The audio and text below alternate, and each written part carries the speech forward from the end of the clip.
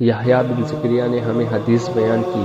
کہا مجھے سعد بن طارق ابو مالک اشجعی نے حدیث بیان کی، انہوں نے کہا مجھے سعد بن عبیدہ سلمہ نے حدیث بیان کی، وہ حضرت ابن عمر رضی اللہ عنہ سے، انہوں نے نبی صلی اللہ علیہ وآلہ وسلم سے روایت کی کہ نبی صلی اللہ علیہ وآلہ وسلم نے فرمایا، اسلام کی بنیاد 5 چیزوں پر ہے،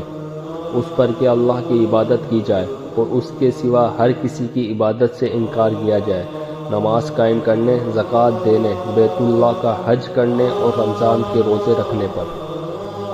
عاصم بن محمد بن زید بن عبداللہ بن عمر اپنے والد سے حدیث بیان کی، کہا حضرت عبداللہ بن عمر رضی اللہ عنہ نے کہا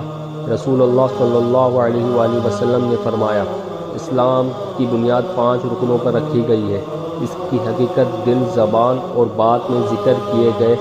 بنیادی اعمال کے ذریعے گواہی دینا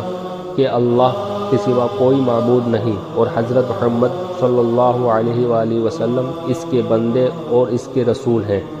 نماز قائم کرنا، زکوٰۃ ادا کرنا، بیت اللہ کا حج کرنا اور رمضان کے روزے رکھنا۔